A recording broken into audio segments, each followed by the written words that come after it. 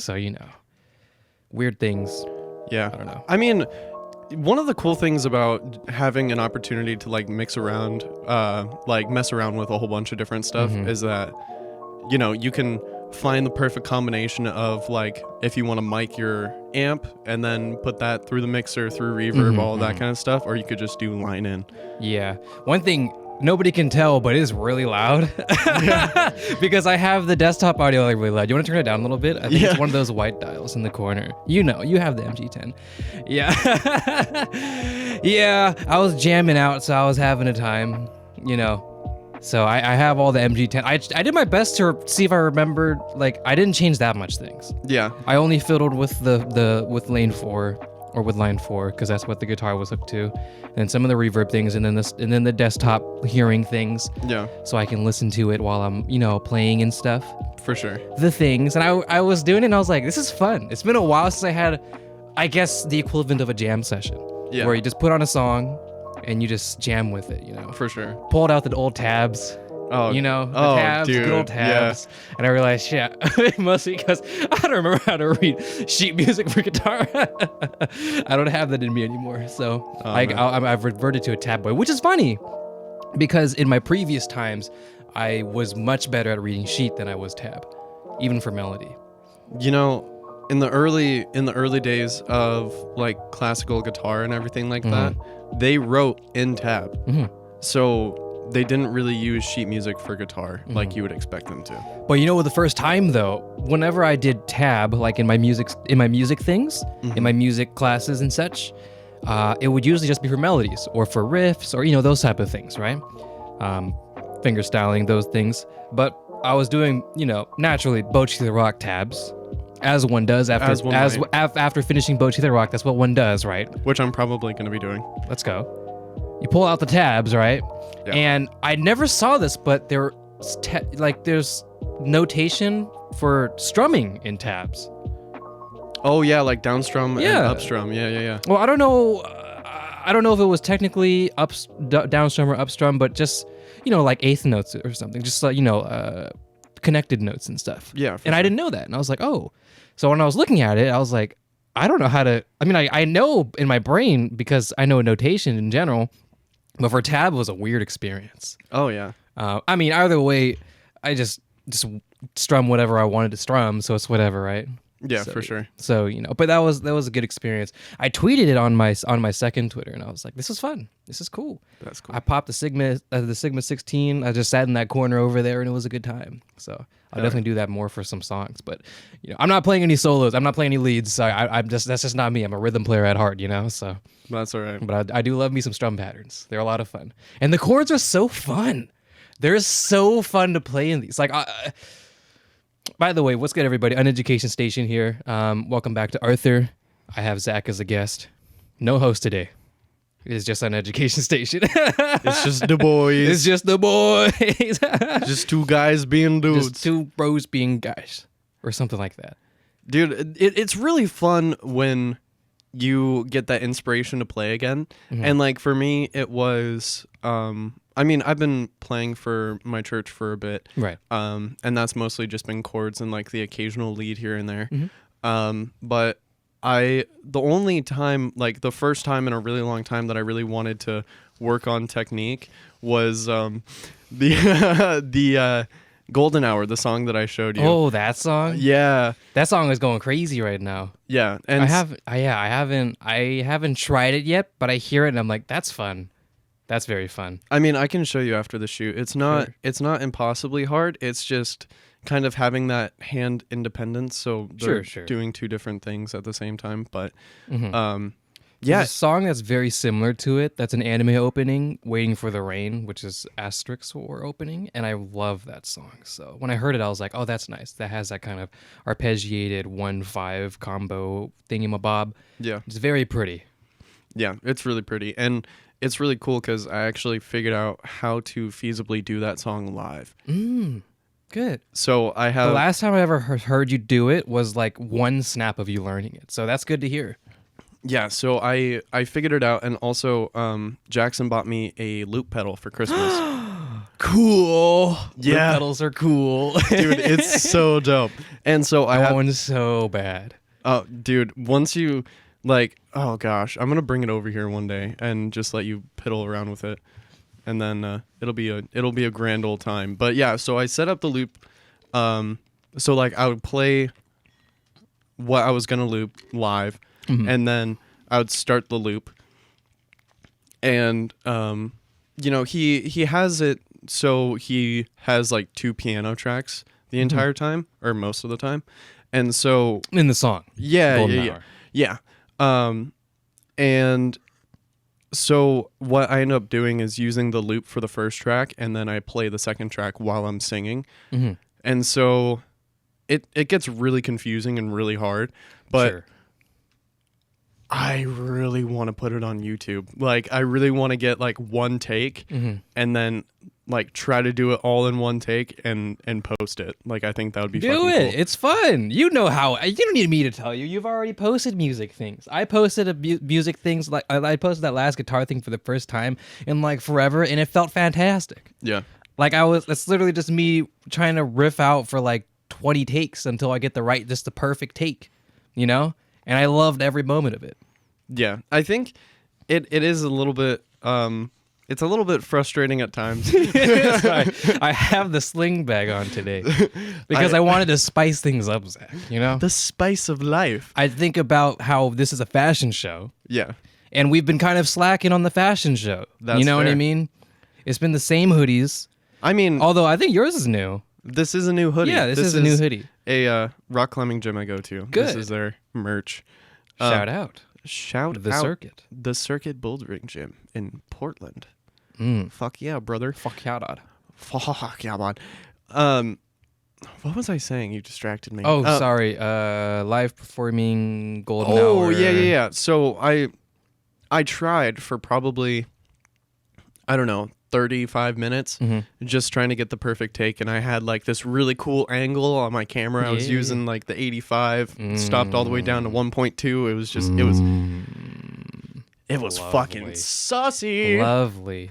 And so, yeah, I really wanted to get it that day, but it just kind of wasn't happening. And then, you know, my hands started to get a little bit atrophied Yeah. because trying to do the same thing over and over again, it can be a little bit. Sometimes you just don't get the take that day. yeah, Like, honestly, I feel like there's a common. I mean, when you're at a professional level, oftentimes it probably is just like better for their time to get it that day, and they're also at performing in, you know, at a professional level, right? Right. So they probably, you know, they're just let's go in the booth one time and leave, right?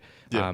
But that's more of like a incredible level that most people are not going to reach without like years and years and years and years, like decades of experience, right? yeah, So for us, it's like sometimes it's just not going to be that day. yeah, Even if it's something simple, sometimes it's not that day. And even if you get like one good take, you're like, this is just not the take. So you just gotta. I'll try again tomorrow. that's yeah. There's different mindsets sometimes. Sometimes the mood isn't right. The mindset's not right. Your focus is elsewhere. Yeah. Or you know, a lot of times I've found that, especially when you're trying to like get a take on anything, basically, it's kind of like the harder you try to make it perfect, the less perfect it's going to end up being.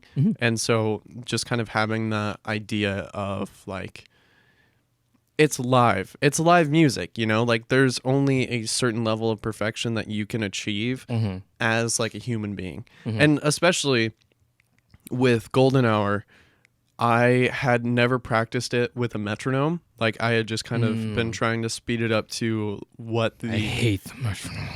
Oh, I know. 1 and 2 and 3 and 4 and...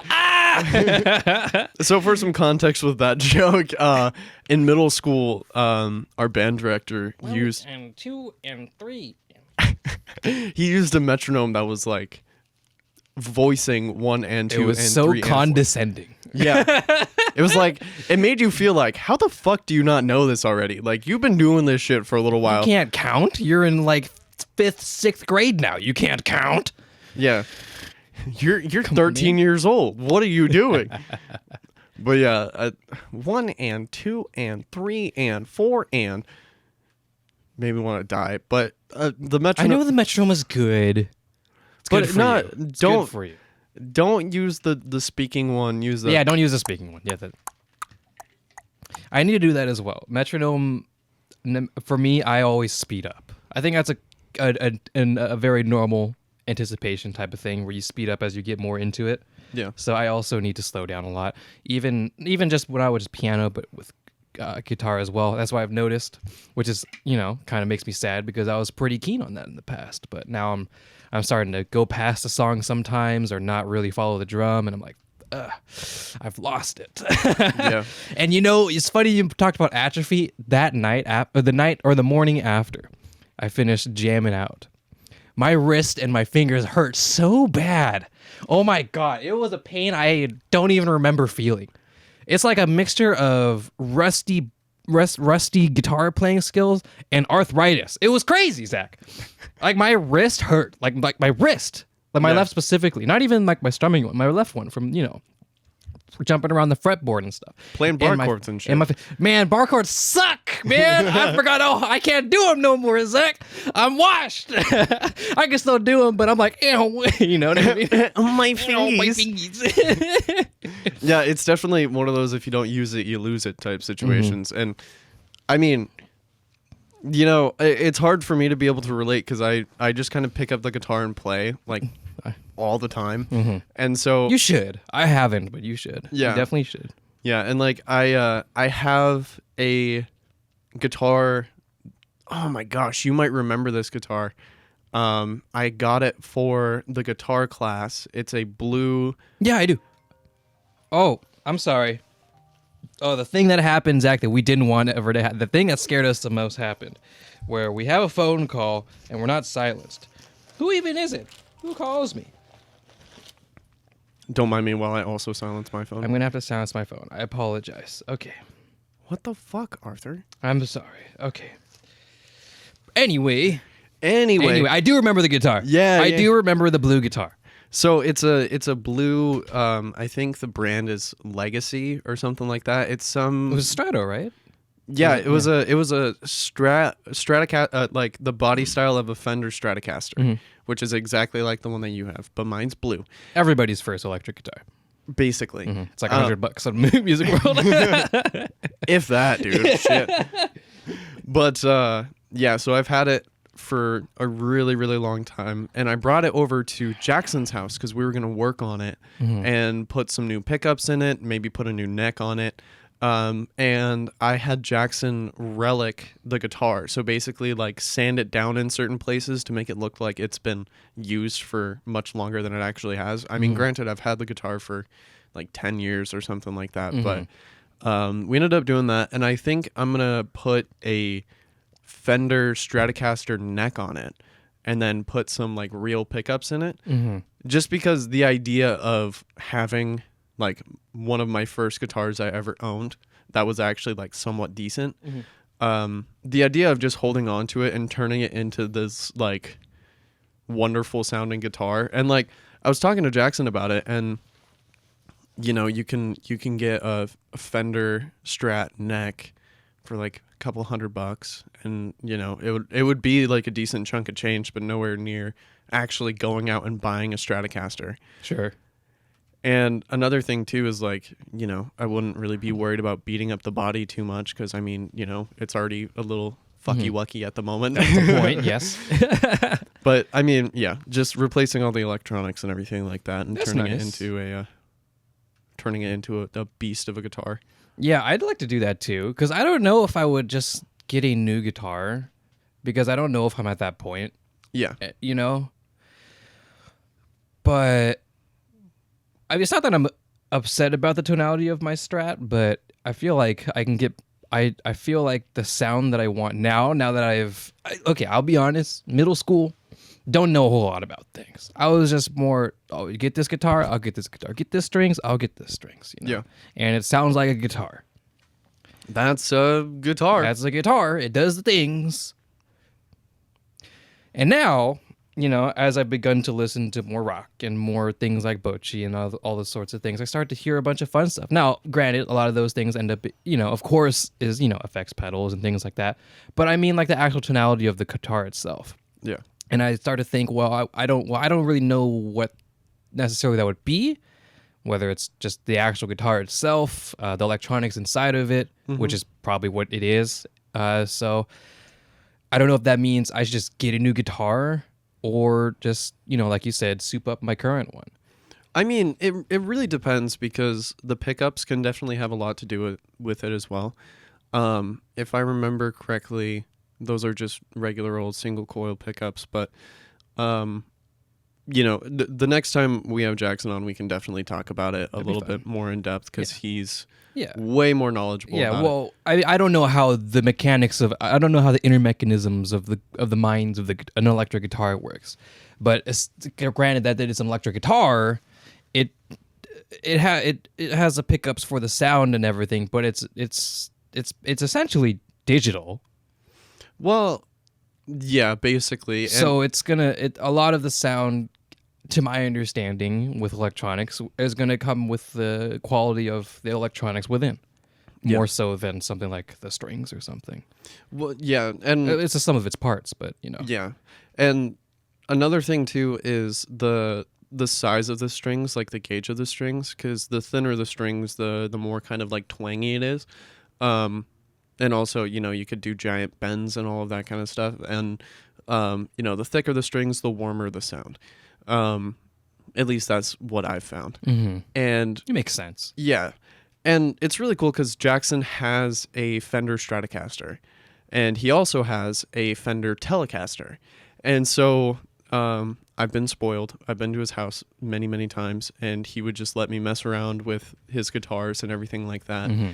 And I was about this close to buying a Fender Strat, and I was like, oh, like I wanted it so bad just because it's just one of those things for me that, it fits like my style of playing, which is just kind of chill, laid back, not like hardcore rock and roll, like. Yeah, that's where I would sit as well. Yeah. Play jazz band, Yeah. Or, I mean, honestly, I think a Telecaster would be good for you, too. Because it has different types of pickups and I guess the style of music that you would attribute to a Telecaster. Sure. Like Neo Soul? Yeah. That's my shit right now. I am fucking with Neo Soul so hard. Like, it's like the thing that I play in the background with everything I do. Yeah. There's this one player, I forget. He's Japanese, and I listen to him so much. I should remember his name by now, but I don't. I'll let you know if I can find him immediately. But it's so pretty. It's like the amalgamation of everything I love about just seventh chords and ninth chords and everything. Yeah. Or like major seventh chords and everything. It's so pretty. Dude, it's really fun when you find that music that has that perfect combination. Toshiki Soejima. You may not know him, but I mean, he has some vids with hundreds of thousands of views and millions of views, so you may have heard him just in the grapevine. But his their sessions are so pretty. I love them so much.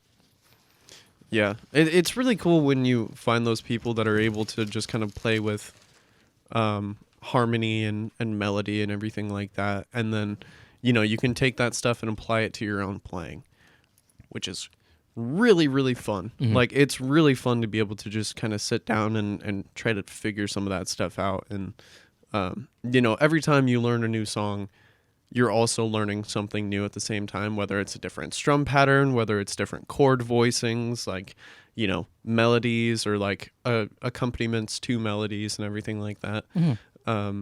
That's one of my favorite things about just going off and learning songs that I really like, which is a part of the reason why I love Golden Hour so much, is because it really made me focus on my technique a lot from playing piano.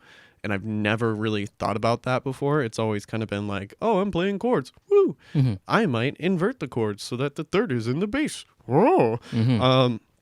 But, outside of that, it's never really been anything in depth as far as like trying to learn new techniques as far as like my playing goes. And so that's one of the things that makes me like it so much, is that it's just really cool. Well, that's why I love game OSTs a lot. Yeah. I love Genshin OST a lot because the OST is so pretty, and every time I hear it, I wanted to stop playing and go over to my piano and tickle it a little bit. You know, Yeah. I was about to do that before you came here, but then I was like, oh, I'm running out of time because instead of 8, I decided to wake up at 9. Sadness, but that's okay. It's all good. Got to do what I got to do.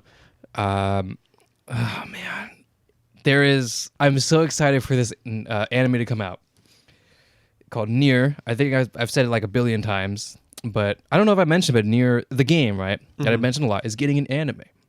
Ooh. This month. Ooh. And I'm so excited for it because, one, I didn't think it was going to get an anime. Like, if it was going to get an anime, I should have gotten it like 2 or 3 years ago. Yeah. But it's getting one now, and it's going to be by A1 Pictures, I believe, which is going to be awesome. Oh my goodness. The music in that game, I say it so many times, but it is the best OST you'll ever hear in your life.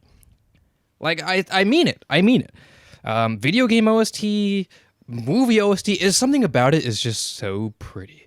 And I'm the composer who arranged them. It's escaping me. She's very well known. I'm just being stupid, but they're so pretty, and I always go every time I don't know what to play. I always go back and try and play their songs because they're very simple, but they have just intricate points that make it very difficult to memorize. In my like, you can't just. I mean, maybe you can, but you have to be, again, at a really high level to be like, oh, this would be sick, bam, and then you slam your pinky all the way to like the 11th and your thumb to like the 1 or whatever, some dumb shit like that, right? Yeah.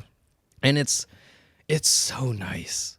Oh my goodness, you put it on and you escape, but also there's also the part of it where you have the game along with it, right? Yeah. And you've played the game and you know the game and you know when these OSTs come in at very emotional moments, at high action moments, and very serious moments. And then you can listen to it, and then man, you start to cry a little bit because you're like, oh, fuck, I remember that. That's one of the things that I love about anime OSTs because you can listen to the soundtrack or like you can listen to the entire OST of the entire show. And then you can just kind of like envision the moments that the music was accompanying. And I think the first OST that I really got into was Your Lie in April. Just because... Oh, it's so pretty. It's so good, dude. Like, that's not to say that the OSTs of the shows that we had watched previously were bad by any means. It was just like the story of the show really emphasized the power of the OST. And God, dude, yeah. Maybe it's another show that I would go back and play the OSTs as well, along with NieR. Yeah. It's so nice. And I mean, I mentioned God knows how long ago for the first time, but Your Lie in April was what got me back into piano. So right. Anime OSTs are very fun. It's that, not even just anime OSTs, but it's those songs or OSTs that you hear that, you get that inspiration from. Like for me, just recently, it's Bocce the Rock, and I'm like, I want to pick up the guitar again, and I'm gonna slam this song until I figure it out. Excuse me. That motivation and drive is just, it's been so long since I've had it, so it's so nice to get it every now and then. And you're just sitting there strumming or sitting there playing, arpeggiating or whatever. It's like 3 a.m. and you're like, I'm going to get this. I'm going to keep going until I pass out. Right. I miss that. So I'm glad Bocce the Rock exists. And I'm so sad that it's done. Yeah. But they dropped a whole ass album. And it's awesome. I love when they do that. They drop there's like 5 new songs. And it's so nice. It's the last time I've been so infatuated with an anime like album is K-On!, which I watched not early. Like K-On! Is pretty old. It's like 2010 at this point or something like that. I watched around like 2016ish. But during for a good year, a whole year, K-On! Was like the only thing I listened to. It was just their music. It was their albums. It was their character songs. It was covers. It was musical arrangements of it, live performances of it. Everything was K-On! Because I loved it so much. And I loved the show so much. And I loved everything about this whole package so much that I didn't want it to end. And I get to. I just got to continue living it so long. Not even just their normal album, but then they also have a like a cassette album. It's brilliant. They have a cassette album where in the show they have they don't show it, but they have an episode where they're recording their album in a cassette, and it's literally just like a what do you call these things again? Music box, boom box, I guess, if you will. I don't know if a boom, not a. I guess so. I don't know what. I don't want to call it a boombox, but because I think boombox is more of a slang, but I assume like a boombox or a jukebox or something, right? Set it on the ground, run up to it, hit play, run back to your microphone. Okay, you guys ready? And then they play into with just one single mono microphone, and then they finish playing, whew, and then they go up, stop. It's so nice. It's so fun.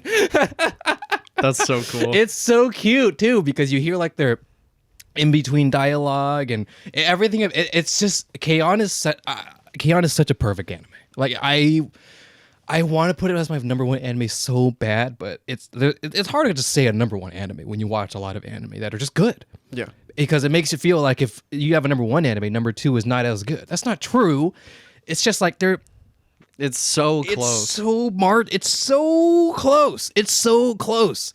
But K-On! Is like it was anime that took any anime community by storm. It's just cute girls who drink tea after school and play music every now and then.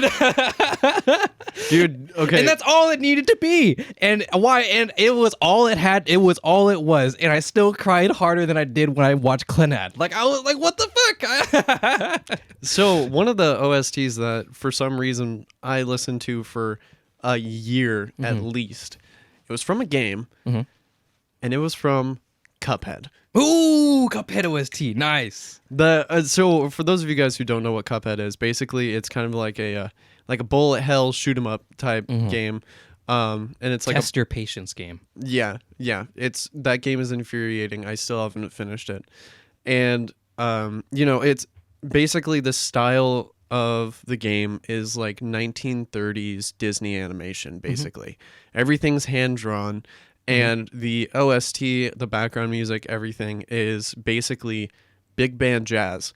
And so... Band jazz, ragtime, Yeah. Just good old roaring 20s. Yeah, basically. And so... You're shooting the gun, and all of a sudden you pause and start swing dancing. Zach goes crazy. That shit really do go crazy, though. Yeah, and so I saw somebody playing the game. And then before I even bought the game, the OST came out. And so I just listened to it cover to cover, like constantly in high school. And obviously, jazz musician, likes jazz music, likes video games. Boom, perfect. And so, yeah, I listened to that OST for probably like a year and a half after it came out. And it was before I even started playing the game. And then I started playing the game, and then I started listening to it more.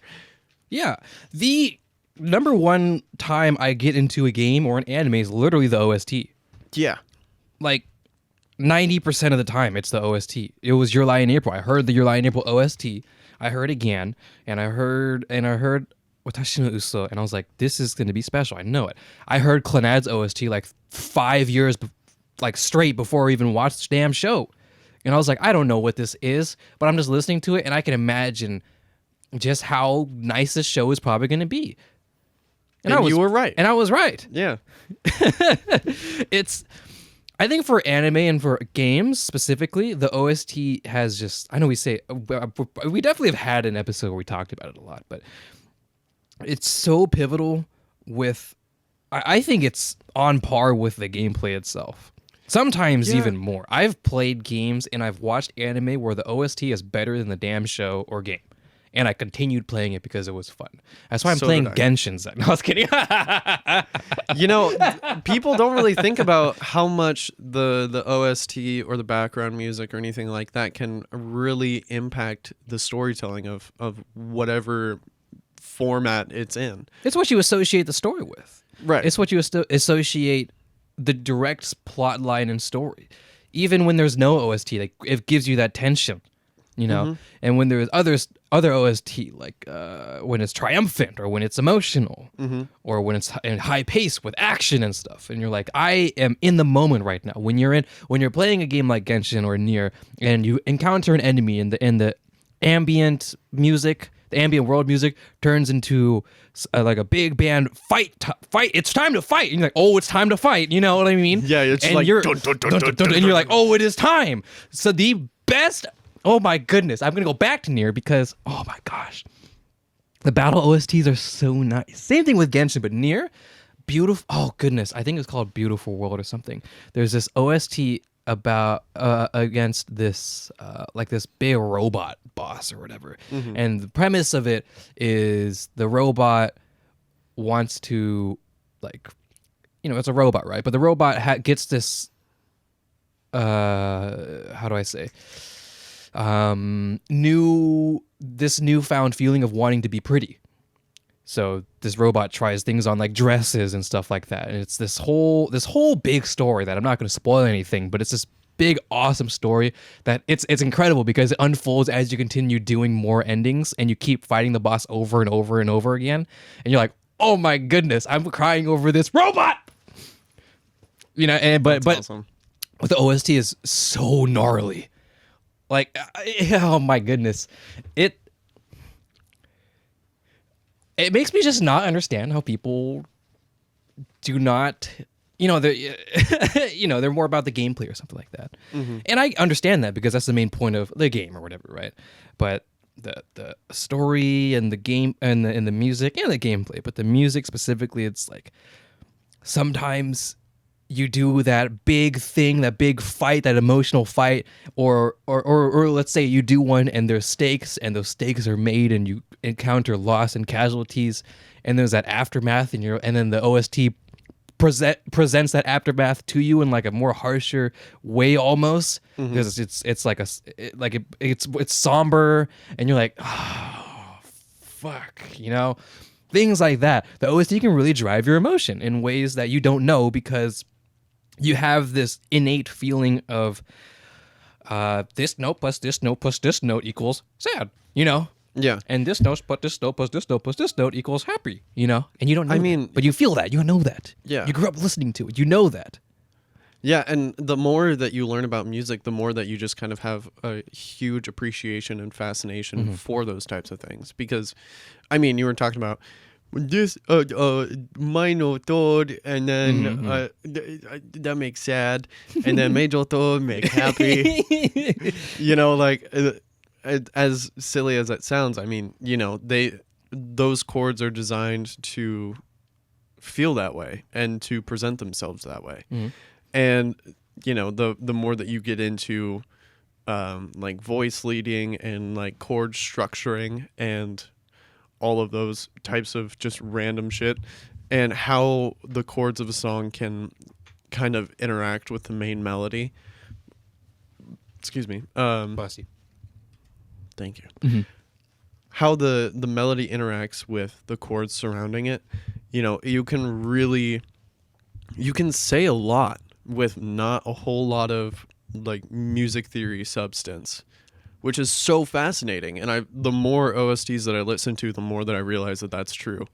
And, you know, the first thing that comes to mind that is in a constant loop in my head is Tanjiro's theme. Right, I was going to bring that up. I was getting ready to bring that up.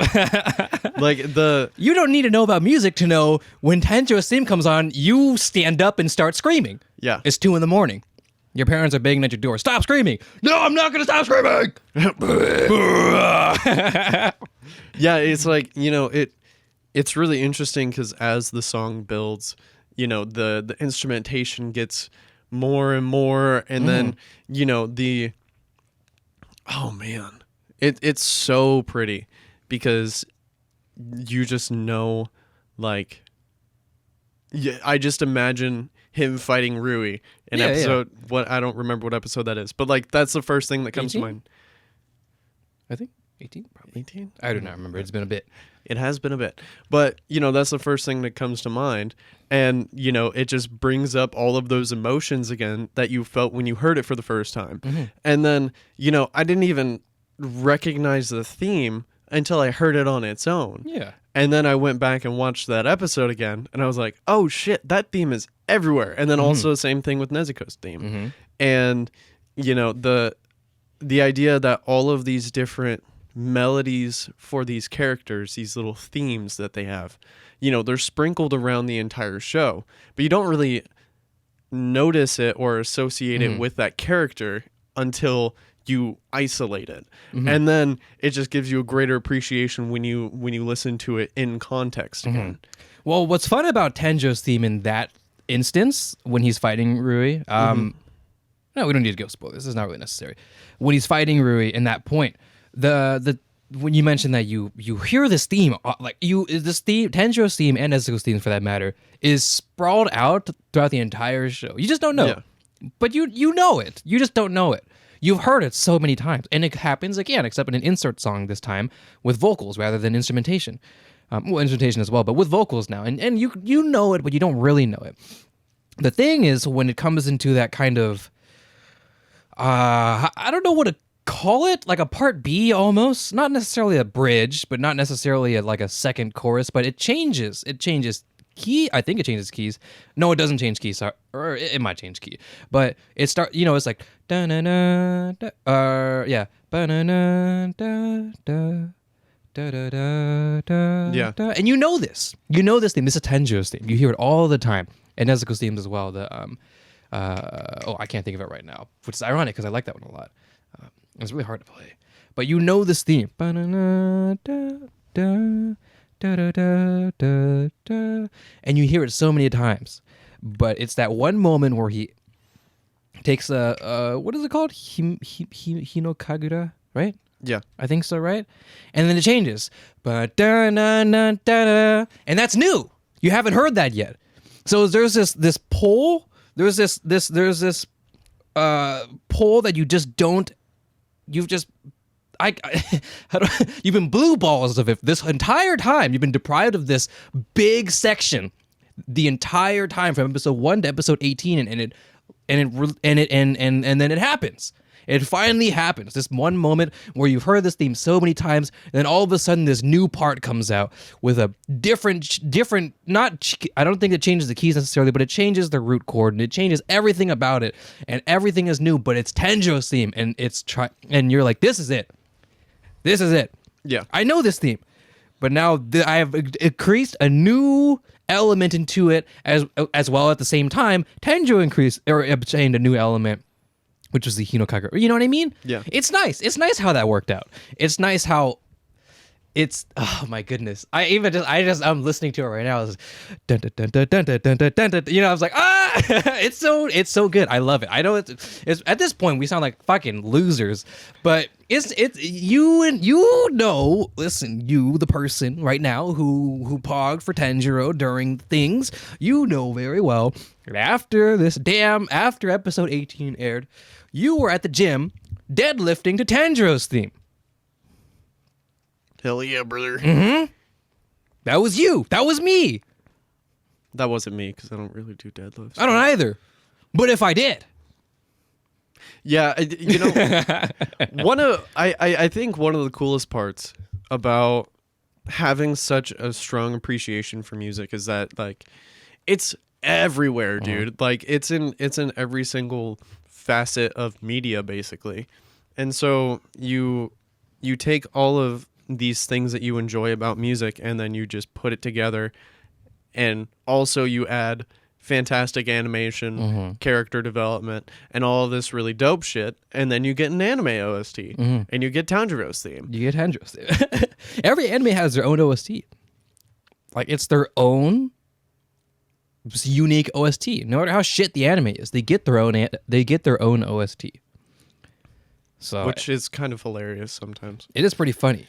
But it's the OST, and because of that, it's their association with it. You hear this OST, this is this anime. You hear this dumbass Rent-A-Girlfriend OST, that's a dumbass Rent-A-Girlfriend anime. You know what I mean? Yeah. Yeah, there are definitely times when the OST is probably better than the show. Yes, it's better than the show. Yeah. There is a lot of times when that happens. Like, okay, it's crazy. I was just talking about this with my buddy Tommy. Shout out Tommy Pence. There's a show called Guilty Crown. I don't know. I feel like I've mentioned it a lot, but I don't know if you've mentioned it on the show, actually. okay, there's a show called Guilty Crown. Some people may know it. Some people may be too young. It's not even that old, but I feel like you probably don't need to watch it. But it's this. Thank you, gosh. It's a dumpster fire. Basically put, right? But I mean, it's funny because I really enjoyed the show for what it was, but I agree that it was a dumpster fire. But it was a dumpster fire because it was just fucking chaotic and so many things happened, and it was just an emotional roller coaster. And honestly, I think that's not a bad thing, because I was feeling all sorts of things throughout. You really felt like you were the protagonist, because the protagonist was just dealing with all sorts of things while just basically what Guilty Crown is this post-apocalyptic world. And there is a group that tries to defend themselves against this post-apocalyptic world. And there's this girl that exists. I think her name is Inori. And this guy, his name is Shu. And then he has the ability to use Inori as a weapon to do great damage to such, post-apocalyptic monster things, right? Mm-hmm. But that's not the fun of it. The fun of it, for me, is the politics. And also the relationships that, the relationships, betrayal, or not necessarily betrayal, but trust, and these things, right? Mm-hmm. So that's the fun of the show. And by fun, I mean chaotic, the chaotic nature of the show, where things go up and things go down. Things go up and things go down. And then things stay down. And things stay down. And things stay down, and then they go up, and then they stay down for even longer. It's just chaotic. But what is incredible about the show is its OST. To this day, and even at the time, and afterwards, I guess, the OST Egoist and Supercell, who kind of made their mark, and these are just two groups that are just incredible. Hiroyuki Sawano, I think his name is. Fantastic composer. They did incredible work on this show. And as the show came out, after the show came out, the piano OSTs or piano covers, rock covers, cover covers, everything about the OST. And the OST is perfect. It is the only reason why that show was good and why I could feel anything about the show, because it's just so blunt, but the OST carries it so hard, in fact, that I'm probably going to rewatch it. I think just for the OST? I think I need to rewatch, not just for the OST, but just to remember if I really did like it or not, because I feel like I did, but I'm not sure if I did. I mean, listening to the OST in the context of the show is definitely a different experience than just watching or just listening to the OST. Mm-hmm. Because, I mean, that's what I was talking about Tanjiro's theme, and then I went back and watched episode 18 just because I wanted to hear it in context. And then I went back to the first couple episodes of the show, and just you just hear it sprinkled in there. Oh yeah. And then there are YouTube compilations of where it appears in the show and the different episodes and everything like that. And it's so cool because I didn't notice it. And now it's ingrained into my brain. And so every single time I hear it, it's it just kind of pops up. And I'm like, they did the thing. Yeah, that's the beauty of rewatching. Yeah. That's why I'm going to always advocate for rewatching. That's why I'm going to always advocate for... I watched the anime. Maybe it's been a year. Maybe it's been 2 years. Rewatch the damn show. I'm going to rewatch Boshi the Rock. I don't give a fuck. You know what I mean? There is... I'm going to rewatch it. It's really funny because I remember I was talking to you about this, and I'm pretty sure I mentioned this on the show as well, a really long time ago, but sure. I attempted to rewatch Your Lie. Right. Yeah. And I just was too emotionally wrecked by that show. And honestly, even now, this sounds really dumb because you're like, oh, it's a cartoon. No. It's not a cartoon. They're not fake, Mom. They're real. It's not a phase, Mom. They're real right here. No, but the you know, the storytelling was so good that it ended up having a lasting impact on me, and it made me regret or like dread the day of rewatching that show. And like I want to rewatch it so bad because it's such a good show, but like I'm still a little bit in my feels about it. And you know, another April is coming. Another April is coming soon. You can try to read the manga like I did. Yeah, that's true. You know, you would think it's not as bad. But it's probably just as bad. It's just as bad. Sometimes worse. Because this goes against what I was just saying, but this the reason why this works is because of this idea of rewatching. You already know the story. You know the OST. You know the OST. Of course I do. But what you don't know is how your subconscious hears the OST. So when you reread this manga, and you go on and read this manga, and you picture what you think the OST is in your head that your brain has created. It's 1,000 times worse. Because the imagination is a scary thing that has been bestowed upon human beings. Well, and also imagination with context. Like, you've listened to the OST, you've watched the show, you know the pivotal moments, like the again OST, like... You know that it. Those things are going to happen. And you just kind of are sitting there reading and you're just like... I can't even hear the piano. I'm underwater. Who's cutting onions in here? It's gnarly. I love reading it so much. I guess part of it was you force yourself to get more into the writing. Yeah. Which you already did, but... You force yourself, you know, you've axed that part of your audio. So now you really focus on, I suppose, the drawings too, but the writing. Mm-hmm.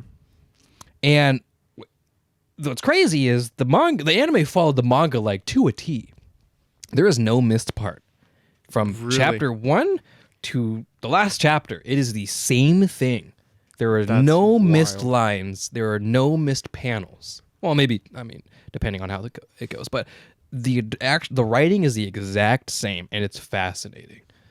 With the Your Line April OST, one of the coolest things about it is it mixed original music with the classical music. Oh my goodness, the Claire de Lune song they did is so... I listen to it so much. Dude, it's so hard because... Now, like when I was working at the animal shelter, they played classical music in all of like the cat rooms and the dog rooms and stuff, just because they thought it would be relaxing. And I don't know how relaxing it was, but I heard a lot of classical music, and there would be pieces from Your Line April. Mm-hmm. Well, obviously they're not from Your Line April, but like songs that were in Your Line April. Mm-hmm. And it just made me fucking teary-eyed, dude. Yeah, I know. You hear Chopin ballad number 1, opus 26 or 24 in G minor. That's the last song. Fuck. And you're like, fuck. I gotta take my break. I gotta leave. Bro, I need to leave. Hey, I'm not feeling good. I need to go home. I need to be with the puppies right now. Let me go into the cat rooms, okay? It's 23. It's 23, I'm pretty sure. Goodness gracious. No, I agree. You have that new light to classical music. And it's funny, I mentioned it when we talked about Your Line April, but at least at first, I don't know if it is so much so now, but I used to, after you get into Your Line April, you're like, well, classical music is cool now. So you start listening to classical music. You pull up like classical music playlists or whatever, or like a classical music on YouTube. It's like an hour long or whatever, just classical music. You're like, oh yes, established gentleman. And then you go in the comment section and they're like, I'm here from Your Line April, and that's cool. But then the replies are like, oh, why are these kids here just from a cartoon? Why these kids are ruining the true nature of classical music? And I'm like, dude, the point of music is reach. To convey an emotion to as many people as possible. Like that. I like how you said reach. I like that. Yeah. Because it reached me. Yeah. When we talked about this initially and you were talking about people gatekeeping and all of that kind of stuff in a specific genre, like that doesn't really make sense. And the the main reason why it doesn't make sense is because why would you not Want more people. yeah, why would you not want more people to enjoy the stuff that someone has created? Mm-hmm. And most of these people who wrote these pieces are dead. Like, They're not fucking here no more. yeah, they don't Who care. are you? Who are they? They don't care. Who are you mad for? What, you think that fucking Beethoven is turning over in his grave because some weeb wanted to listen to some classical music? Like, fuck you, dog. Like, Take what you can get. You're a dying breed. yeah, I mean, shit, dude. Shows like Your Lie in April are probably the reason why classical music is still continuing to be relevant. Because, oh, dude, this is such a cool idea of taking genres of music that are not really seen much or heard much anymore and adding it into the context of the storytelling of the show.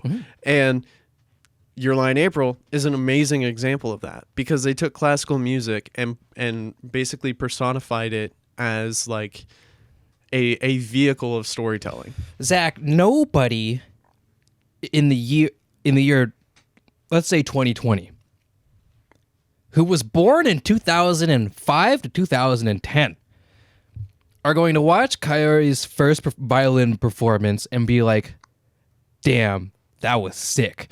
And they have never would have thought to say that to any damn violin performance in their life. They would have never gone to a violin concert, recital, or whatever. And here's some dun dun dun dun dun dun dun dun and start plucking, and she start plucking, and they're like, this is sick. I don't know why this is sick, but this is sick. I mean, some violin players go fucking hard though. They do go hard, but not to some kid who's been born in like 2005. Right. They would have never felt that way to Moonlight Sonata. Bro, you know what I just realized? People who were born in 2005. Don't say it, Zach. Don't do it.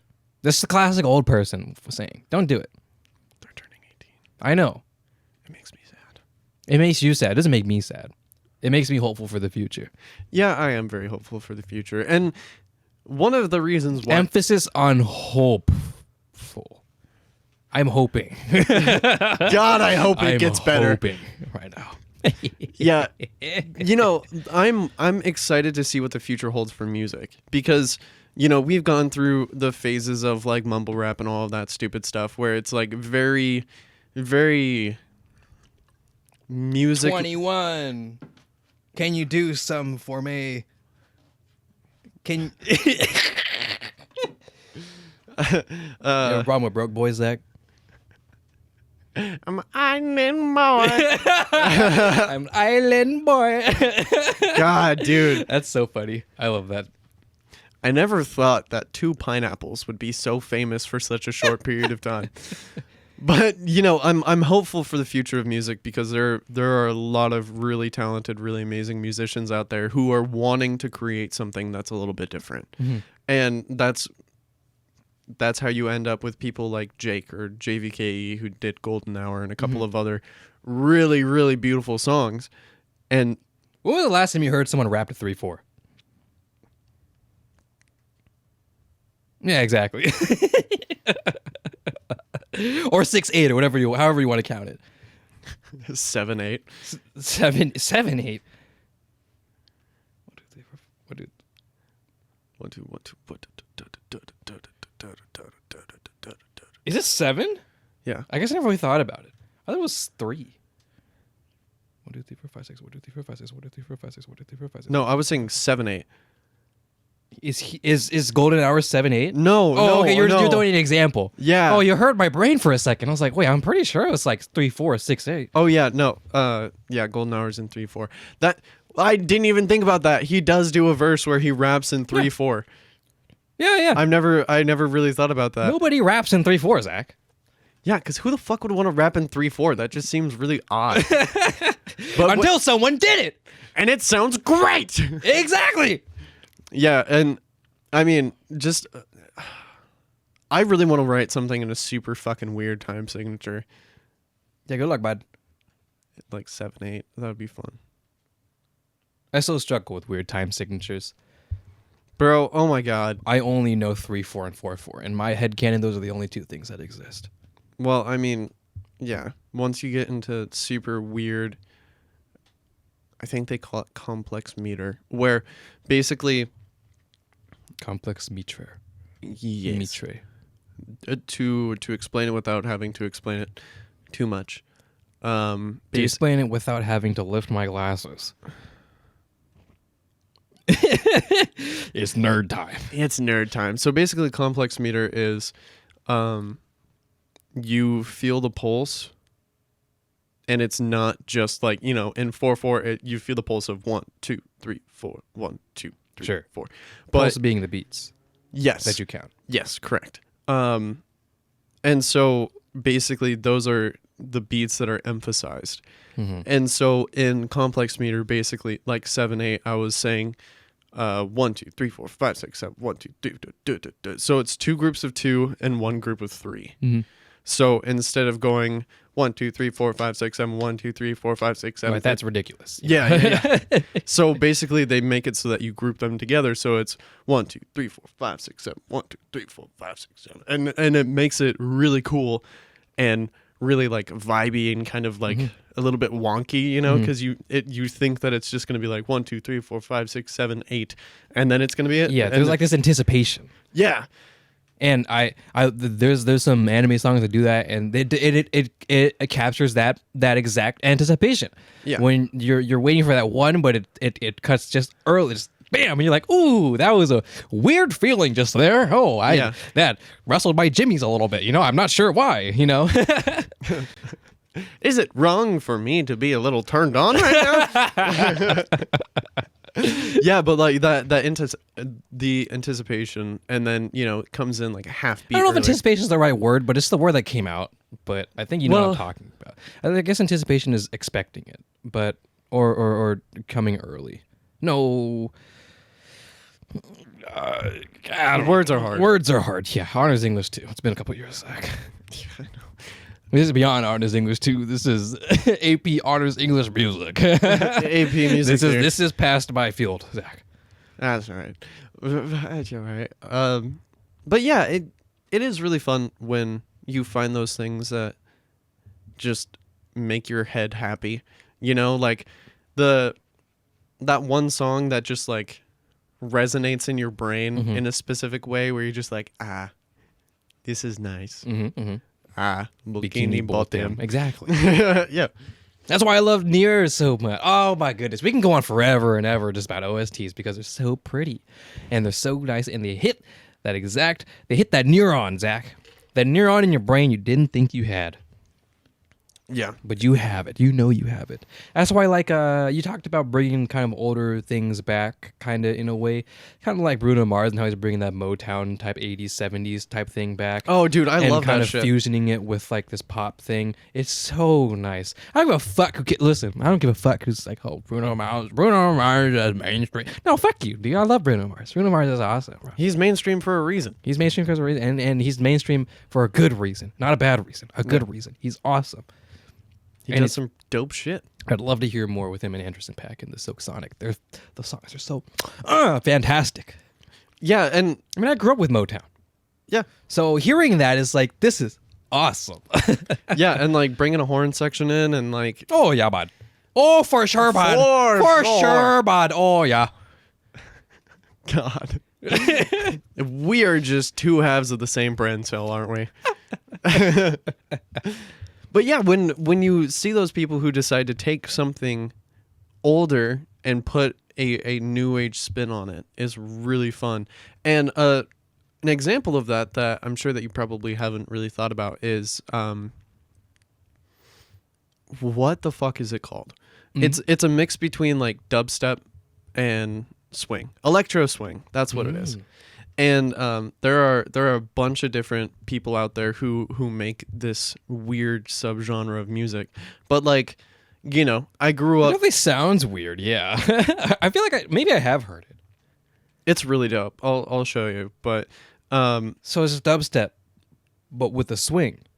yeah. So basically, I can't even imagine that. so basically, it's like not 808s, but like the same idea of like dubstep drums. Yeah, dubstep drums and stuff. Let's go 1, 2, and 3, 4, and 1, 2, and 3, and 4. Yeah. Like, what the fuck is going on? Yeah, and then you just add a horn section in there, and like, you're what is going on? There is so much stimulus in my brain right now. My brain hurts. But yeah, you know, it's that combination of two things that I really enjoyed when I was younger, which was swing and like dubstep electronic music. So those I found it just randomly on my Spotify recommended, and then I went down a rabbit hole, and I spent like a solid 8 months just listening to nothing but this weird amalgamation of two genres that could not be more different. But they make cool shit, you know? Like, you know, the same thing could be said about mixing pop and classical music, or like... Well, I think this is what we need in order to keep like older, I'm going to say older music loosely, but this is what we need in order to keep older music in kind of this newer age, because things just die. That's just how life works. Things die.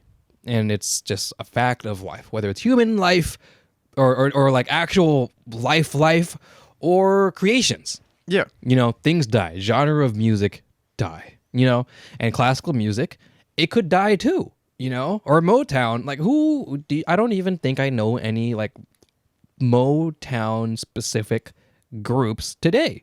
Yeah. So how do we bring it back? Well, you know, there's you take those and you fusion it with the other things that's synonymous with mainstream, like Bruno Mars did with pop, like a bunch of hip hop artists do with sampling, these things, right? Yeah. So you can keep those live and you keep those in the conversation. Otherwise, they're just going to be gone as generations continue. Because like even like for sampling or something, for not just rap but hip hop or just sampling in general, they're reaching. They're going back. Yeah. Like they're taking like horns from the 20s and this random flute that they found from the 60s, and you know, and they're and then this drum and shaker, some bullshit from the 80s, you know, and they're bringing it and they're conglomerating it in a way that can be fresh again. Right. And like To something that no longer is fresh. Yeah. An example that I just thought of off of the top of my head is Mac Miller took a sample of like a barbershop quartet and used that as like in a rap, which is really, really cool. Yeah, and Kendrick Lamar, he samples jazz all the time. Yeah.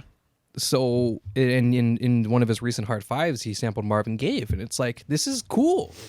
And you don't know why it's cool, but then you stop and think, oh, chord progressions are cool. Yeah, and I think, honestly, if anything, that is just encouraging people to be exposed to more complex chord structures and stuff like that. And, you know, I don't want anyone to think that I'm being an elitist and there's something wrong with, like, the 4-chord melody type thing.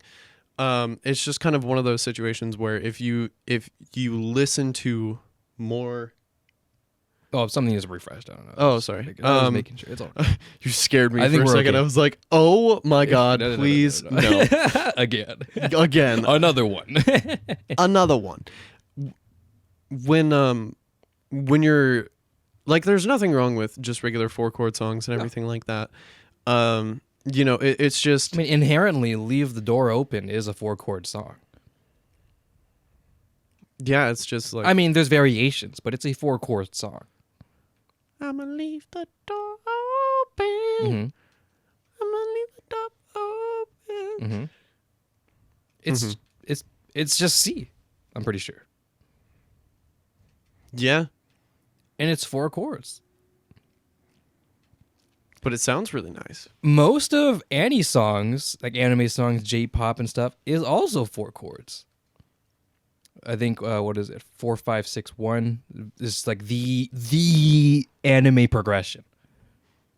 Oh, yeah, you're right. It is I can do a 4, 5, 6, 1, and it's Naruto, it's Your Lie in April. So, for context, for it's the people Bleach. For the people who don't know what he's It's hentai. But stop. It's everything, Zach. Hang on. For the people who don't understand what he's talking about, when he says 4-5-6-1, basically he is talking about the notes in the key. So I'm itching my back like an old man. 4-5-6-1. So in the key of C, you have C, D, E, F, G, A, B, C. So that would be and you associate that with numbers. Yeah. So C starting at 1, 2, 3, 4, 5, 6, 7, and then 8, but that goes just back to 1. Yeah. So 4, 5, 6, 1. There you go. The more you know. The more you know. Bam. Man, I really wish we edited No. these. No. It's okay. I'll throw it in a highlights video later. Okay, good luck. I'll find it. Okay, have fun. We should do like a best of 100 episode special. I mean, we definitely should. That'd be fun. Oh god, that's a lot of footage. That's so much footage. That's like almost 200 hours of footage. Goodness gracious. It's 200 hours of footage I don't even know if I have anymore. I mean, you could just do what I did and just... Yeah, I think that would have to be it. I wish there was a better clip. There is a clipping thing like on YouTube, but that's more for like clipping and then you turn it into a shorts or something. Yeah, something and you like post that. it. But you can't like you can't download it, which I mean, I get it, but I wish you could just download it. That would just make life a lot easier. Especially for us because we're trying to be lazy. Yeah, I know. And we're the uploader. We should be able to, honestly, now that I think about it. You just let us clip and download. Come on, Actually, YouTube. wait. Yeah, exactly. Wait a minute. It's our video. I made this. I can't steal what I made. It's mine. It's me. I'm the guy in the picture. You see, you see that little watermark Oh, right there, the little YouTube channel. Oh, there thingy? is one right there. You're right. Yeah. Right here. That's us. That's us. We're the guys, Zach. So we should be able to do. We are an education station podcast or Podcast. Uned podcast Uned on other social medias. Precisely. Anyways, what the fuck were we talking about? We were talking about music shit. I don't know. I keep getting distracted. I don't know why. This is the longest we've talked about one topic like ever. It is, and it's music of all things. Fantastic. We haven't talked about music in a while, have we? We have not. I feel like I get scared of it because, not that it's a resident sleeper type thing, but it's like it does when we get too nerdy about it. When we get too nerdy about it, that's when it happens. So we need to fusion in some things that are fun about it, like Bruno Mars. Everyone loves Bruno Mars. Come on now, anime. Everyone loves anime. See, that's how we have to tie in the anime things. Yeah. So when you're listening to Tenjo's theme, when you're maxing on your bench today, know that every single one of those notes was made precisely so you can feel fucking energized. Get hyped. Get hyped. It's so cool how music can do that. It can make you excited. It can make you scared. It can make you sad. I can't even imagine working out without music. Oh, bro. Like, whenever... So, I don't remember if I told you this or not, but I started rock climbing a lot more recently, which I need to take you at some point soon.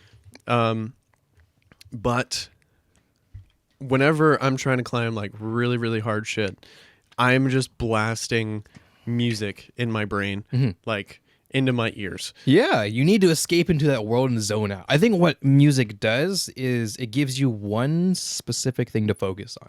Or rather, well, I mean, you're still focusing on, working out and stuff. So rather, I think it removes as much unnecessary factors as possible. Yeah. Such as ambiance, the dumbass music that's playing in the speakers, in the no, I mean, I'm sure, they're probably, it's probably fine. Yeah, I mean, know, when you're trying to, like, PR on anything and you just hear, "Party up, something to remember." Hey, now, September. Hey, I would go fucking hard in September. Come on now. Nothing against Earth, Wind, and Fire, but, like... My 3 favorite elements. That's when the Fire Nation attacked. But, it's like that... What I was just saying, No, but you need that... you need just music to be blasted into your cranium. Yeah, and it needs to be... I mean, I found that angry music definitely makes me, like, super focused and committed. And, like, I listen to... You've heard some of the music I listen to. Like, it can be very angry. It's like, it definitely gets that, at least for me, it kind of gets that like primal strength out of me. Yeah.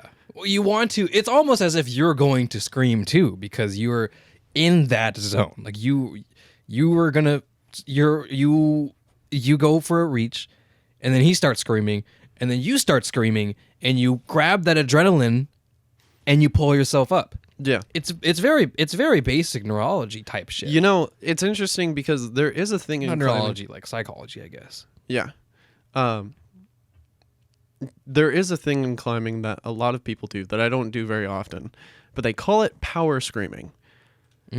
Basically, Is it what it sounds like? it's exactly what it sounds like. Sick. Yeah, dude, like the best climbers in the world, you'll hear just like let Just out guttural screams. Yeah, and they're like trying very hard, and they're pulling that extra 20% out, you know?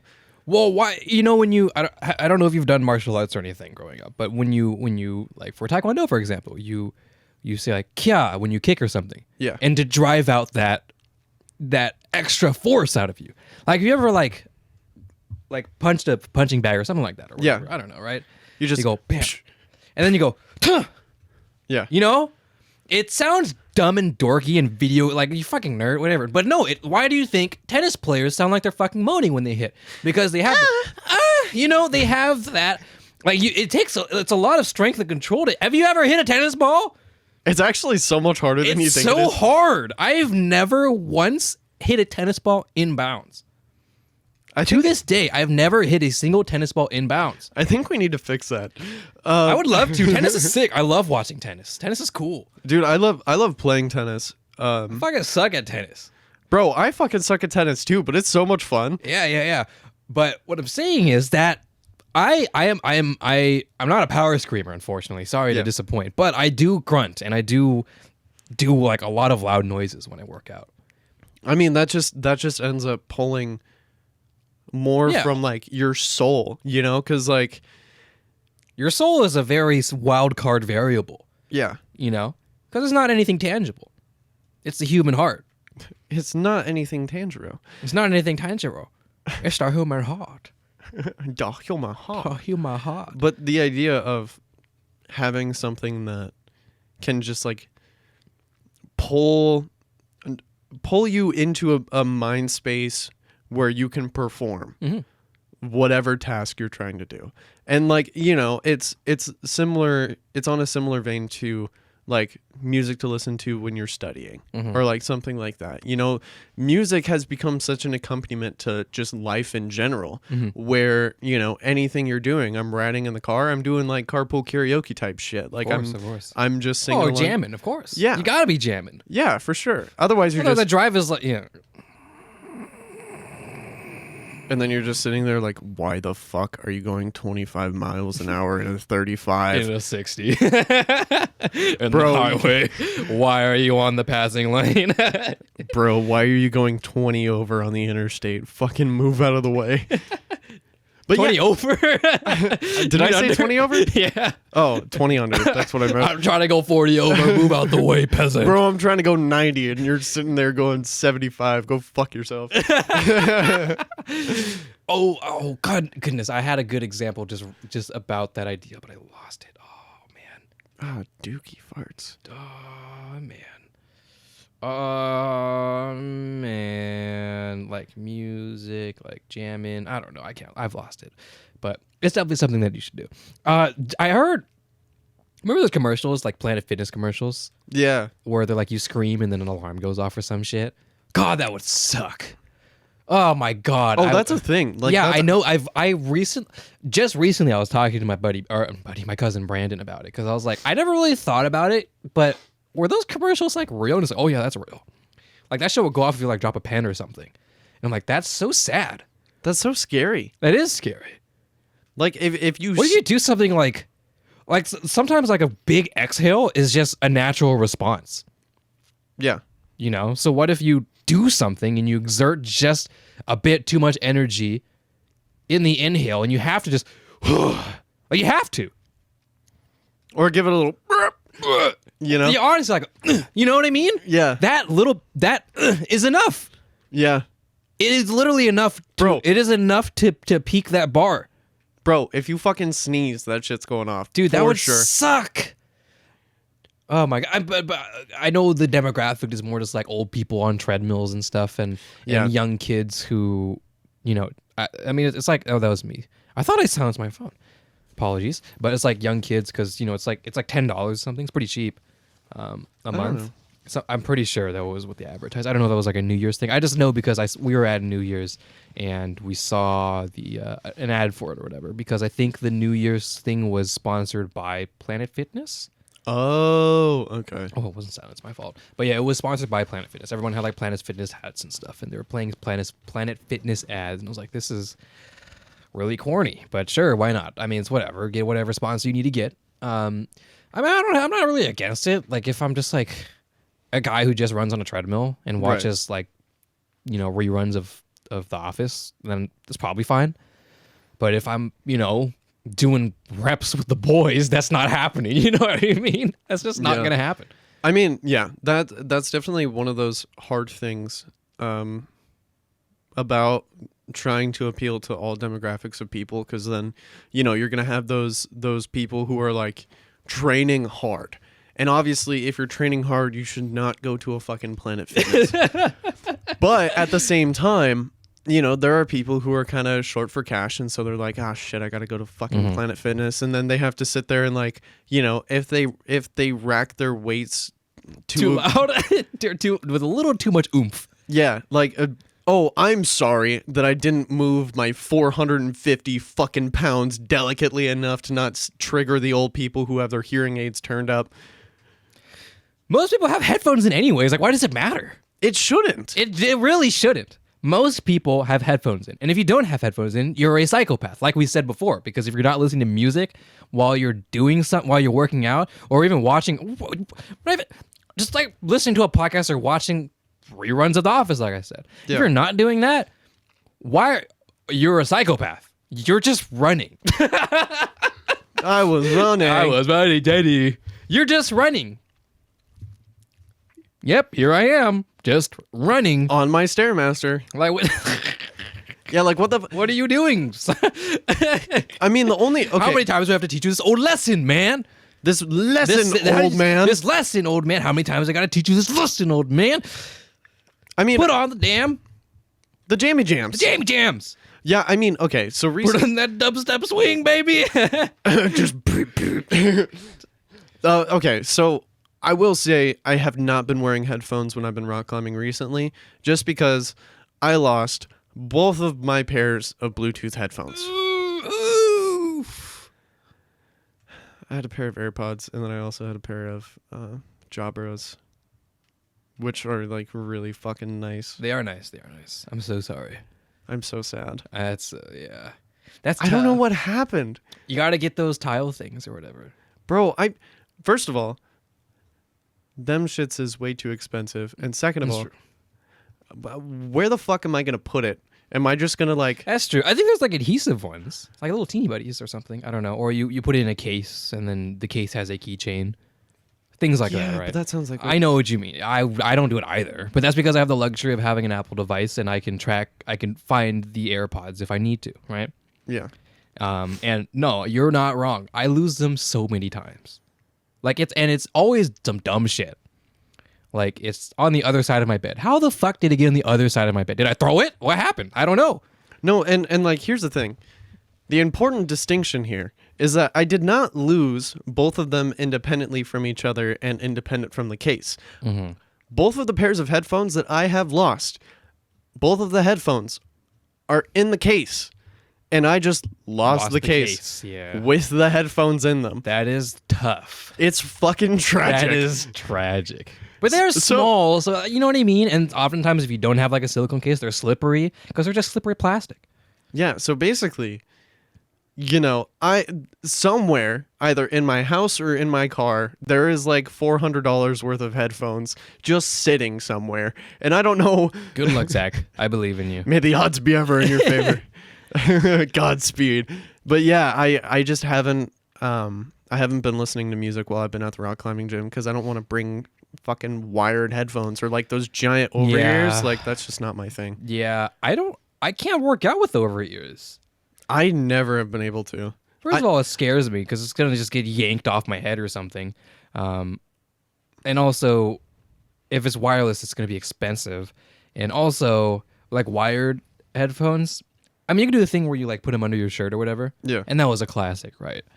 But even then, it's like, shit, man. It's just one wrong move, and your thumb gets caught, your finger gets caught, Yoinked. and you're like, and does that yank thing, like, you know that feeling? You're like, oh god, it doesn't necessarily hurt, but it's just like uncomfortable. It's like, fuck.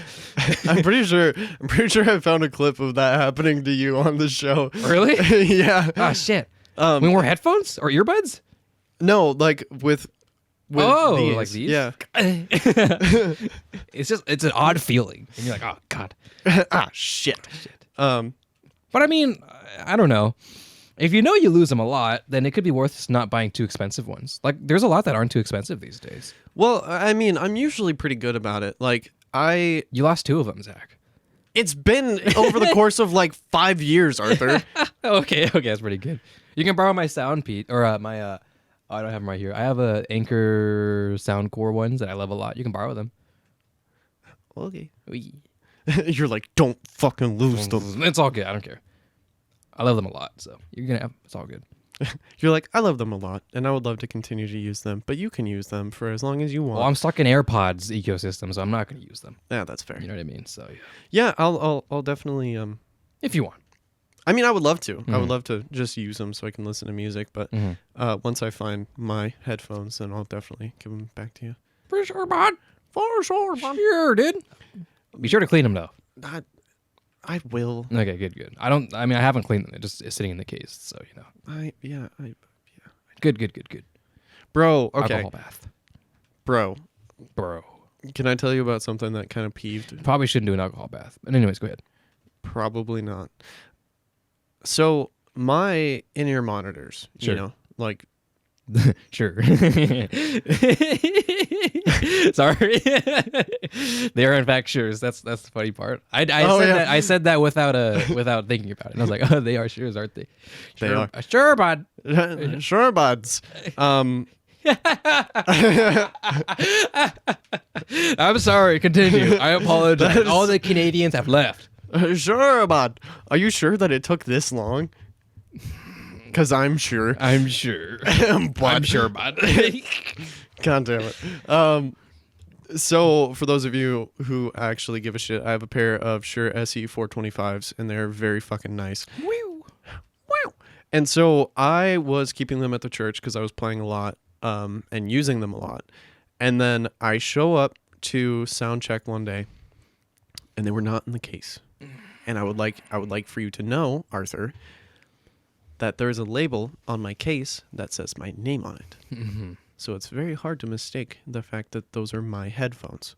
Also, I would like for you to keep in mind that my headphones are a different color, and they're also a different type of headphone from the headphones that everyone else uses who do not own their own monitors, right?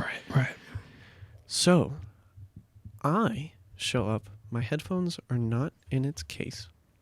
And I'm like, where the fuck are my monitors? Because, like, you know, these are $300 fucking in-ear monitors. Mm-hmm. And, you know, I would rather not lose them. Right.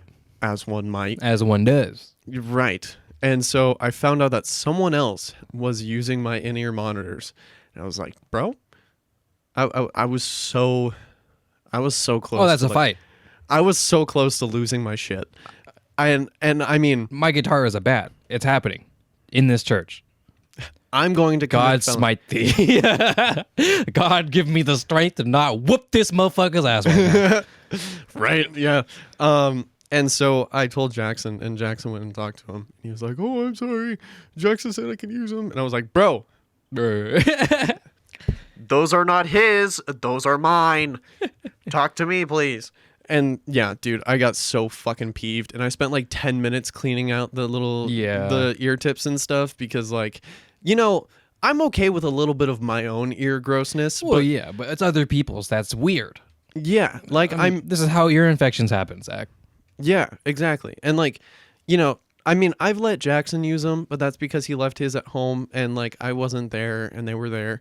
And I was like, yeah, if you clean them, like I don't really care that much because it's Jackson. And I know that Jackson knows how to take care of like high-end headphones because he has a pair of them. The exact same ones actually. And so this guy, this Dubro man who was doing something for like the youth thing. Sure. I was like, bruv, don't mess with my shit. Obviously I didn't say it like that because, you know, I was in a church and stuff. But yeah, dude, I don't know why I just got so protective of those headphones because, like, I mean, I would too. They're like $300. $300. They're yours, and they went in some dude's ear. Some random dude's ear. Yeah. I understand. Everybody understands. So don't worry. We're all with you here. That's some weird shit. And if it was like headphones, then I probably wouldn't care that much. Like, okay, yeah, go ahead, use them for today or whatever.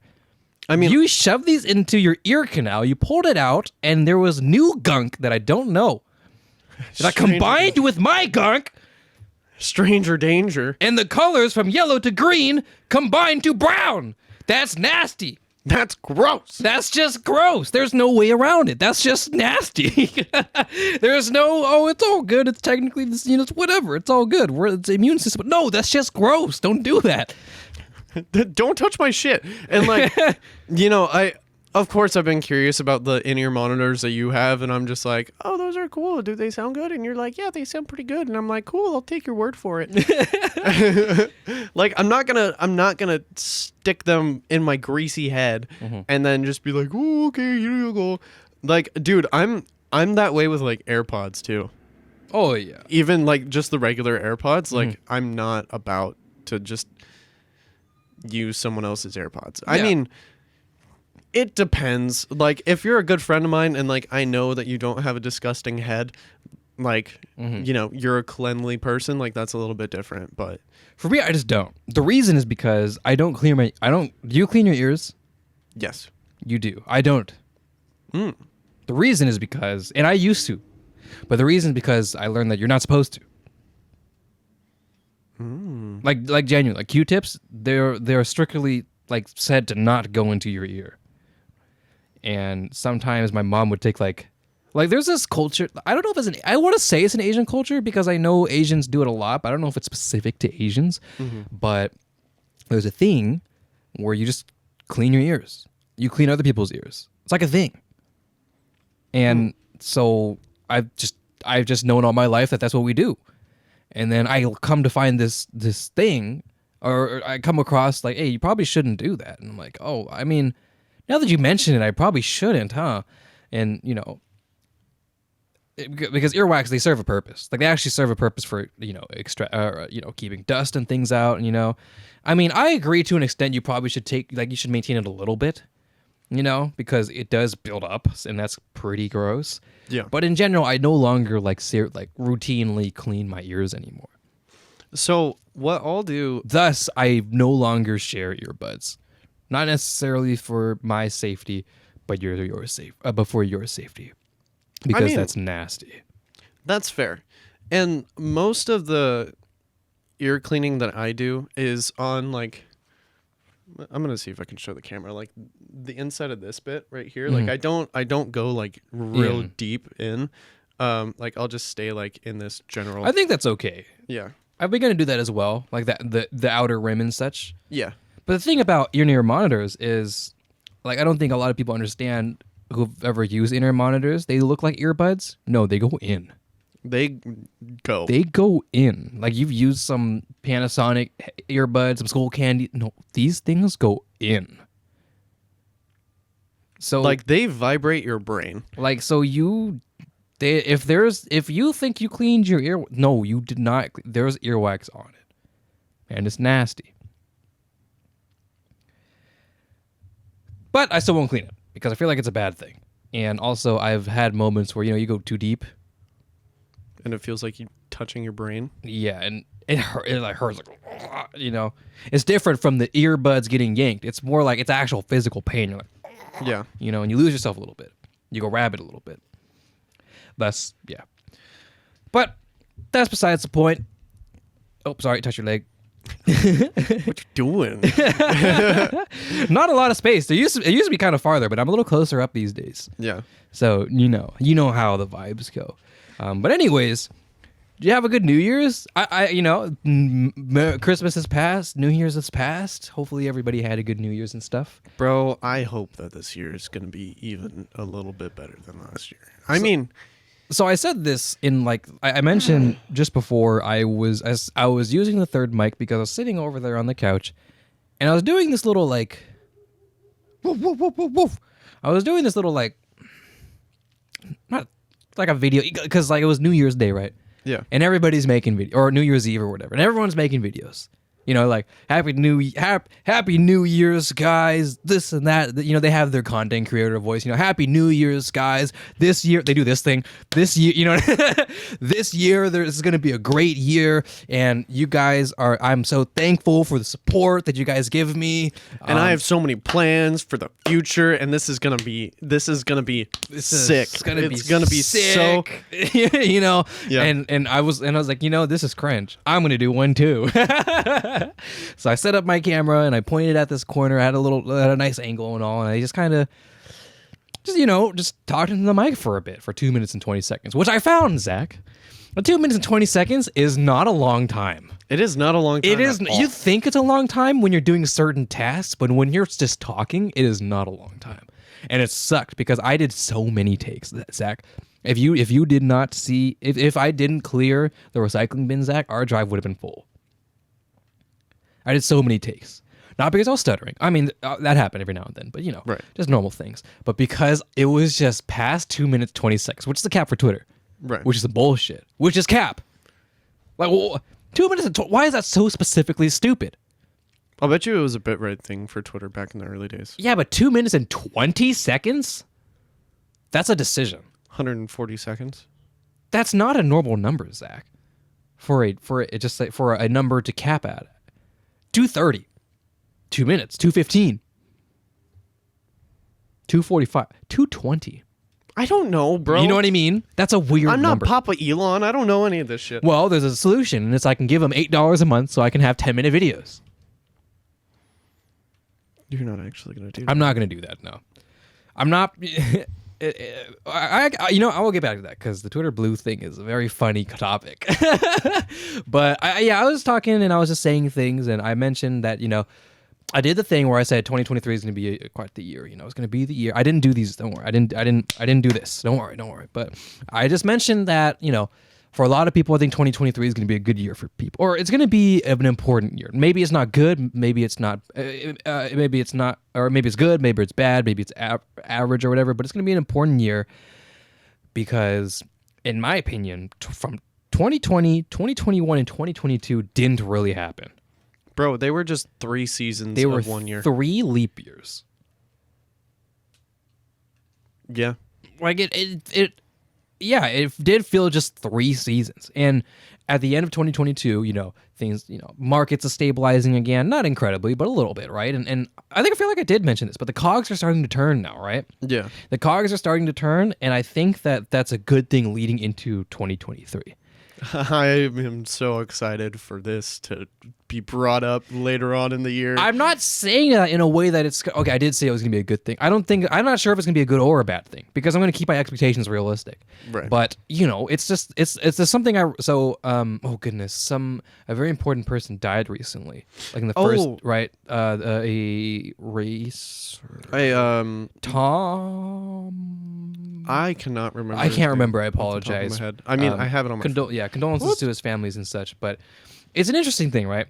Right. Where so many good things happen, but an equally bad things happen around the world.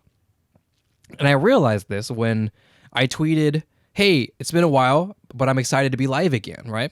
And I went live, and I'm going to be live again in this moment. And then some people were tweeting, "Oh man, I'm super excited for the year," or "Hey, I just got this deal or the sponsorship," or "I just got this, I did that." Mm-hmm. And then at the same exact time, like literally 20 minutes within each other, he passed away.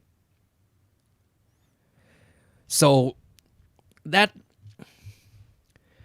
now I am a I'm Buddhist, so we believe in practicing karma. Karma is a different thing. Karma is more like reincarnation, but the idea of karma or not necessarily karma, but like good and bad balancing each other out. I'm not saying because we had good things that he had to pass away. That's not what I'm saying. What I'm saying is good things happen, but bad things happen. Right. Right. Oh, did you get his name? His name is Ken Block. That's what it was. Rest in peace. What I'm not saying is that I need to say this immediately before I get destroyed. What I'm not saying is that his passing was like predetermined. I don't believe in predetermination. Maybe a little bit. I'll believe in it for like stories, but as far as like things go, I feel like you can judge your own fate depending on things. However, good things happen and bad things happen. The Queen died last year. You know what I mean? Yeah. But a lot of good things happened. The nacho fries came back. Yeah, you're right. A lot of good things of equal value. No, I'm playing. But it's just like life is just about ups and downs. That's just it. Yeah. Because there's no utopia doesn't exist. People aren't going to live forever, and lightning just strikes. It just happens, right? So when bad things happen, it's just a classic. It happens all the time, and it bothers me because I don't want to like single people out, but it's like I don't know how much you see it, but on Twitter it's so classic, right? People who talk about how they're sad or whatever, and it's one of those nights or whatever, you know what I mean? You see them tweet about it all the time, but they have a job, they have a relationship, they have money, and they have a family and all these things, and these things are tangible things, but tangible things do not equate to emotions. I know that. That's a fact. Depression is a real thing. I understand that. However,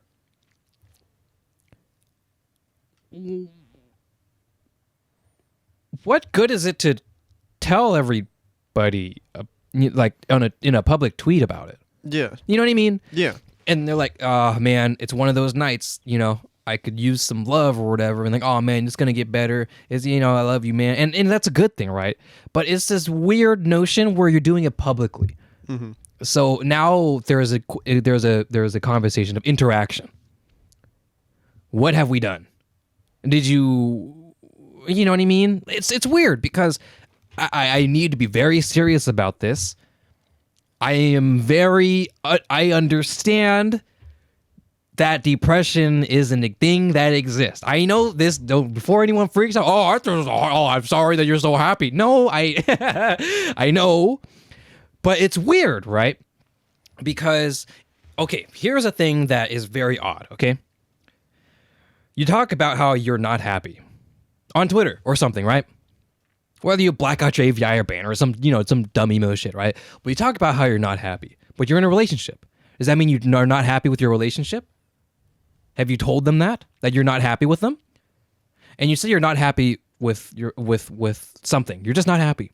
But you're a content creator and you're decently successful. You can make a living for yourself. You have fans. Are your fans worthless now? Because you're not happy? I have a rebuttal for that. That's fine. This is not an argument. This is an observation. Okay. Because you're talking about how you're unhappy. So Bo Burnham made Make Happy, right? And talked about he has all sorts of adoring fans and such, but he's still not happy. I know this is a thing, and that's fine because depression is more of a mind rather than a physical, tangible thing. That can be compared or won against with physical, tangible thing. I understand this. This is a weird point I'm bringing, but I have a resolution. You can continue to rebuttal, but I do have a point that I want to make with this. But it's an interesting notion when I see that, but it's more because it's public, right?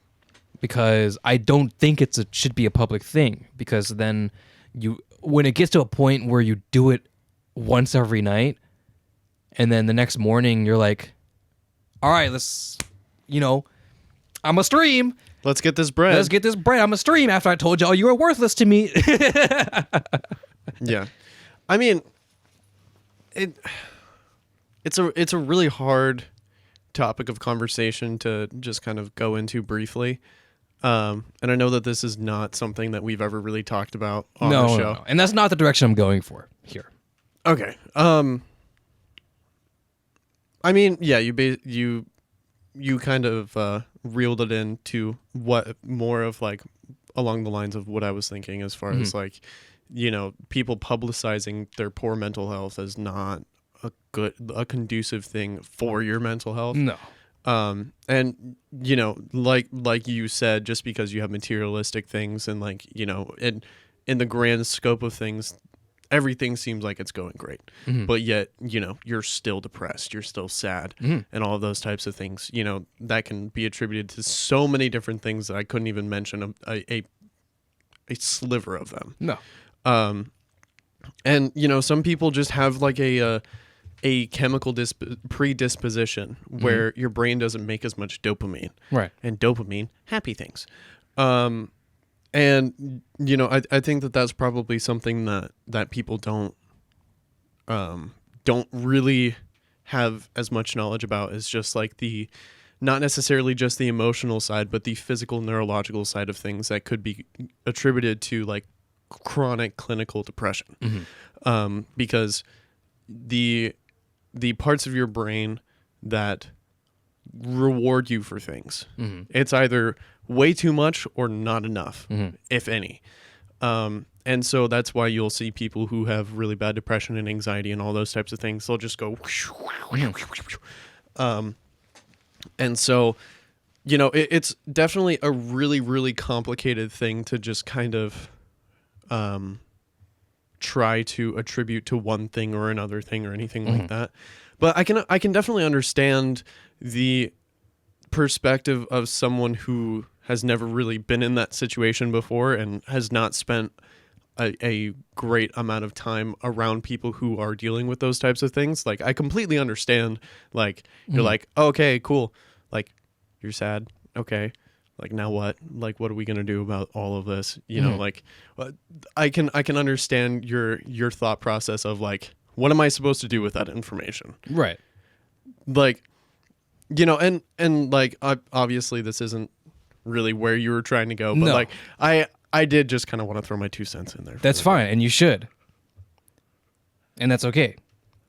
So the reason why I bring this weird topic up is because what I mentioned in my little video thing that I managed to get under 2 minutes and 20 seconds somehow. Proud of you. I just talk really fast.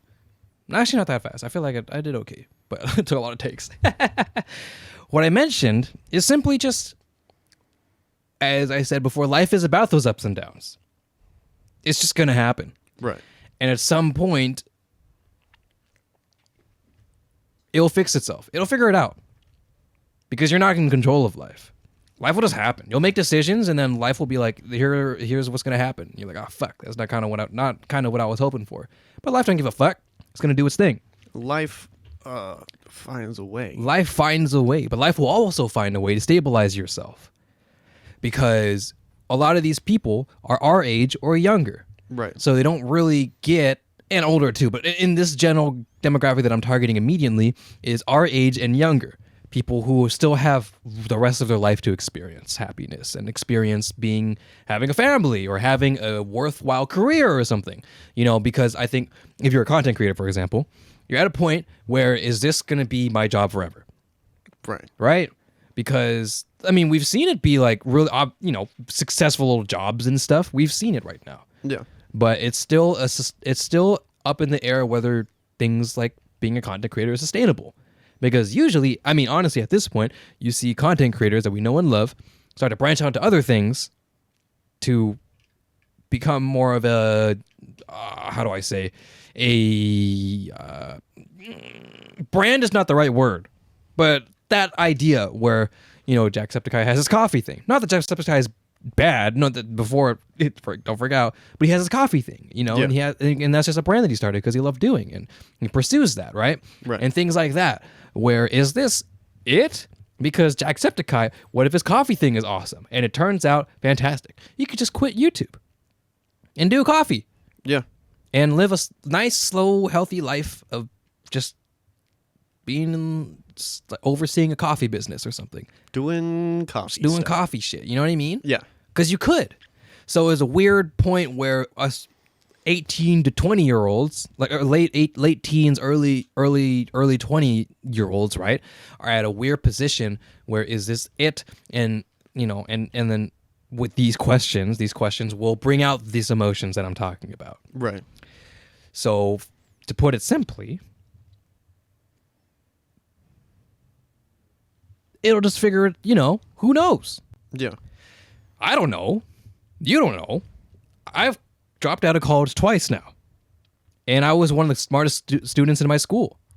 Honors roll, principal's honors roll, Not quite valedictorian, sorry y'all, but Close enough. Close enough, you know what I mean? And then there's me where I graduated. Yeah, exactly, right? Yeah. What did that amount to me for? Nothing. Because I dropped out of college twice.